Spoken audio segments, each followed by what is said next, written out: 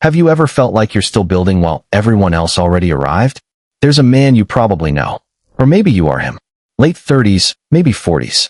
Not broke, not falling apart. But he watches guys he went to school with post about their companies, their titles, their next house, and something tightens in his chest. Not jealousy exactly. Something quieter. More like, what did they figure out that I didn't? He doesn't say that out loud. He drives home, does what needs to be done, and puts that feeling somewhere he doesn't revisit. But underneath it all, somewhere he'd never say out loud, one thought keeps coming back. I'm not behind. I'm just not finished yet. If that sounds familiar, this video is about why that thought might be more accurate than you've been giving it credit for, and why the men who take the longest to arrive are often the ones who build something that doesn't fall apart. Most men who build slowly don't talk about it. They're not going to tell you they feel behind. They're not going to explain the years that looked like wandering. They just keep moving. Pay the bills. Show up where they're needed. Put one more thing in the foundation, even when they can't see the structure yet. That's the thing about men in the middle of this. From the outside, it looks like not much is happening. From the inside, it feels like everything is happening at once, and none of it fits into any shape that makes sense yet. Psychologists who study how men develop over time have found something consistent. A lot of men don't hit their highest sense of purpose or competence in their 20s or 30s. They hit it in their 40s and 50s. But those early years don't look like preparation. They look like confusion. And that's the part nobody talks about. Some men cannot build on a foundation they don't believe in. This isn't about being difficult. It isn't about fear of success or some psychological block that needs to be cleared. It's something more structural. There are men who, when they try to step into a career, a role, an identity that doesn't actually fit them, feel something in them refuse. Not loudly, not dramatically, just an inability to commit with their whole weight to something that feels false. So they hesitate. They try things and stop. They take jobs that look reasonable and leave them for reasons they can't fully explain. They watch other people move with confidence into lives that feel completely out of reach, not because those lives are harder, but because they're the wrong shape. Carl Jung had a name for this. He believed that pushing certain men into an identity too early didn't produce success. It produced a fracture.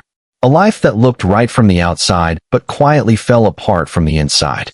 The men you see at 45, 50, quietly devastated by everything they built and don't want. That's not what happened to the men who came slower. They paid a different price earlier. Here's the everyday version of this. The man who stayed in a job for 3 years that everyone thought was perfect for him, and quit for something that paid less and confused his family. The man who couldn't just pick a lane and stay in it the way his friends seemed to do without thinking. He didn't know why. He just knew the lane didn't fit. That's not a failure of ambition.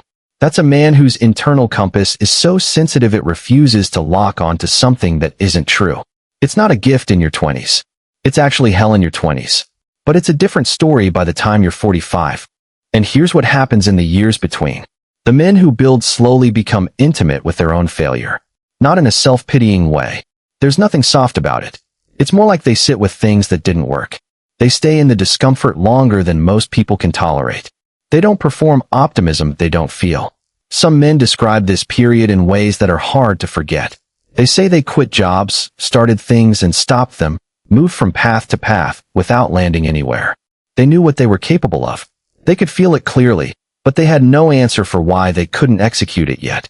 That gap, between what you sense you are and what you've actually built, is one of the loneliest places a man can live. Almost impossible to explain to anyone who hasn't been there.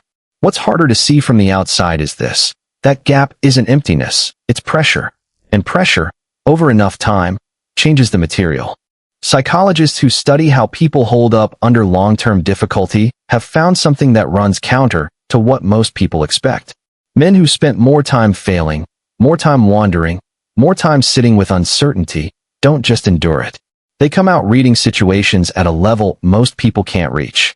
Not because they're smarter, but because they've seen more of what's actually underneath. They stop trusting the surface of things, and that changes how they move.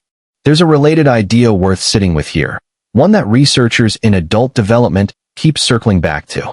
Erik Erikson, decades ago, mapped out the stages adults move through, and he placed the real crisis of midlife not at success versus failure, but at generativity versus stagnation. The question underneath everything isn't whether you won early. It's whether what you're building actually contributes something, actually holds weight, actually means something beyond the resume line. Men who arrive early sometimes never face that question because they never had to slow down long enough to ask it. Men who arrive late are forced to answer it before they're even allowed to call themselves successful. That forced confrontation is uncomfortable. It's also, it turns out, exactly what makes the eventual success durable instead of hollow. While other men were learning how to win, he was learning the mechanics underneath winning. That difference is invisible at 30. It's decisive at 50. Now, here's the part that gets misread constantly. Men in the middle of this delay often go quiet.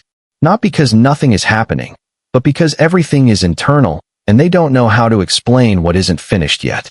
The people around them sometimes read this as passivity, as giving up, as a man who couldn't handle things. That reading is almost always wrong. What's actually happening is a kind of self-construction that happens below the surface. The man who works a job he's overqualified for without making it anyone else's problem. The man who shows up for his kids on the days he has nothing left. The man who looks from the outside like someone who never quite made it, and is the only one in the room who knows exactly what he's been doing all along. Jung believed that the kind of man who gets built this way, slowly, under pressure, without shortcuts, carries something that can't be faked. Not confidence in the way people perform it. Something heavier than that. A consistency. The same man at work, at home, under pressure, when nobody's watching. That doesn't announce itself, but people feel it. The man who speaks less and means more when he does. The man whose decisions, when they come, are clean, not because he was always confident, but because he waited until he actually knew. The man who doesn't need to perform stability because he spent years building it. But there's a version of this story that doesn't end well, and it's important to say it plainly. Some men who go through everything described above, the delay, the wandering, the years that looked like nothing, arrive at the other side carrying a wound that poisons the whole thing. They measure themselves against timelines that were never built for them.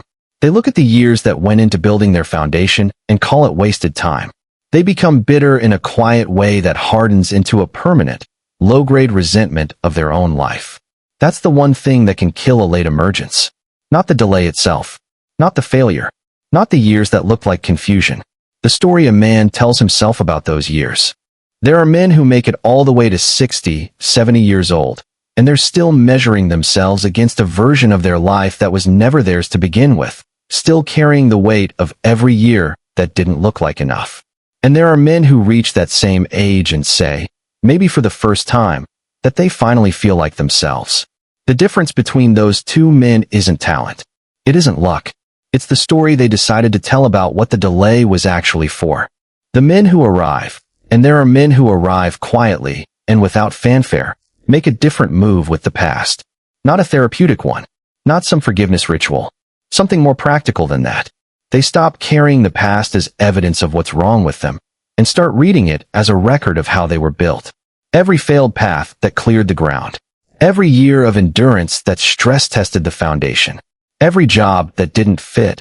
Proof of a compass that was working even when it was inconvenient. That reframe is not optimism. It's accuracy.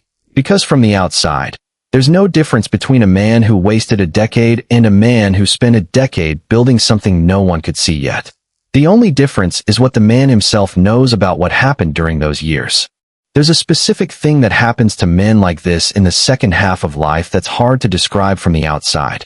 The urgency disappears. Not the ambition. That's still there, maybe sharper than ever, but the desperate need to prove something. To get somewhere before it's too late. To match the timeline everyone else seemed to be on. That goes quiet. And in its place, something more functional takes over. A kind of deliberateness. Nothing is wasted. Decisions that used to take months of internal warfare become clear. The man who couldn't commit to anything in his 30s starts making choices with a precision that surprises people. He's not confident in the way early achievers are confident, that brittle certainty that can crack under real pressure. He's something different. He's settled. He's done the internal work that most people defer until a midlife crisis forces it on them. So when the pressure comes, and it always comes, he doesn't lose the thread of who he is. He already knows. That's not something you can fake, and it's not something that comes fast. It comes from years of being the man who kept going when there was no visible reason to, and building something real out of that. There's one more piece worth naming, because it changes how this story is usually told. Late success isn't just an internal reward. It shows up in relationships, too. Men who spent their 20s and 30s failing to fit into shapes that weren't theirs tend to, by the time they arrive, know exactly who stayed. They know who believed in the compass even when it looked like drifting. That knowledge changes a man's loyalty. It's part of why so many late arrivals describe their circle as small but unbreakable, instead of wide but hollow. So if you're in the middle of the delay right now, still trying to figure out the shape of your life, still watching others accumulate the markers you don't have yet, here's the only thing worth saying. The years that look like nothing are not nothing. They're expensive. They're lonely in a specific way that doesn't translate well into conversation, and there's no shortcut through them. But the man who comes out the other side of that period, who didn't fake his way through it, who didn't trade his actual self for the relief of fitting somewhere, that man is built differently than men who got there faster. Not better, not more special, just built on ground that will actually hold. The question isn't whether you're behind. The question is whether you're building something real, or building something that will feel hollow the moment you arrive. Most men never find out the difference. The men who do already know what that cost them to learn. If any part of this felt like something you've been living without having the words for, I'd genuinely like to hear it. Drop it in the comments. Sometimes one man's story is exactly what another man needed to read.